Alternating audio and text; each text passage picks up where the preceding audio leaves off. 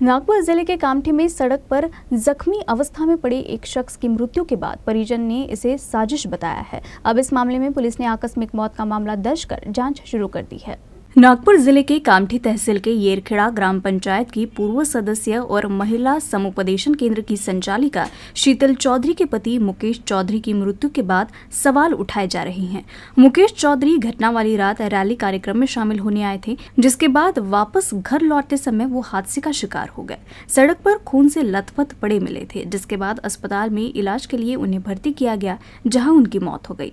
इस घटना के बाद परिवार ने दावा किया है कि ये दुर्घटना नहीं बल्कि एक साजिश है। अब इस मामले में पुलिस ने आकस्मिक मौत का मामला दर्ज किया है। अब पोस्टमार्टम रिपोर्ट के बाद ही मृत्यू का असल कारण पता चल सकेगा।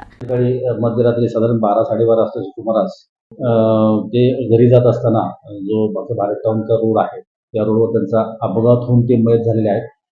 त्याच्यामध्ये मी स्वतः नाईट राऊंड लावत असताना मी स्वतः व्हिजिट केलेली आहे सदर ठिकाणी, सगळी बघितलेलं आहे। सदरचा प्राथमिक दर्शनी असं आहे की त्याच्यामध्ये अपघातच सध्या दिसून येत आहे। तरी पण त्यांच्या घरच्यांचं म्हणणं आहे की बाबा ते ज्या ठिकाणी बसले होते, ज्या हॉटेलमध्ये बसले होते त्या ठिकाणी त्यांचा थोडासा झगडा वगैरे झाला, तर त्या संदर्भात आम्ही तीही बाजू संपूर्णपणे पडताळणी करीत आहोत आणि अपघाताचाही हे करत आहोत। असा काही घातपात सध्या तरी दिसून येत नाही। तर त्यांच्या नातेवाईकांच्या म्हणण्याप्रमाणे जे कोणाच्यामध्ये चौकशी करणं कोणाची गरजेचं आहे त्या सर्वांची आम्ही चौकशी करून योग्य ती कारवाई करीत आहोत।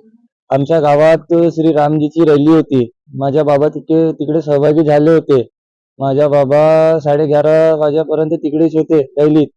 तिकडे पंचमुखी हनुमान मंदिराकडे महाआरती चालू होती। तिकडे त्यांनी महाआरती जेव्हा संपल्यानंतर ते निघाल्यानंतर त्यांचा मित्र प्रवीण आगाशे त्यांच्यासोबत ते कुठेतरी गेले।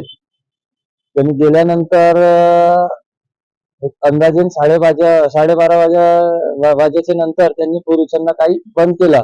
त्यानंतर आम्हाला पोलीस ठाण्यावरून कॉल आला 1 वाजेच्या दरम्यान की तुमच्या बाबाचा ऍक्सिडेंट झालाय आणि ऍक्सिडेंट झालाय म्हणे आणि आम्ही उपजिल्हा रुग्णालय कामठी इथे त्यांना घेऊन गेले आहे। तर त्यानंतर आम्ही त्यांना सांगितलं की तुम्ही त्यांना घेऊन लाईफलाईन हॉस्पिटलकडे या। लाईफलाईन हॉस्पिटलमध्ये त्यांचा उपचार झाला। त्यानंतर लाईफलाईन हॉस्पिटलचे डॉक्टर तमीम यांनी त्यांना न्यूरॉन हॉस्पिटल नागपूर इथे रिफर केला। त्यानंतर आता त्यांची दुःखद निधन झालं आहे आणि आम्हाला याच्यामध्ये संशय आहे की त्यांची हत्या करण्याचा प्रयत्न झाला आहे आणि त्यांची हत्याच झाली आहे।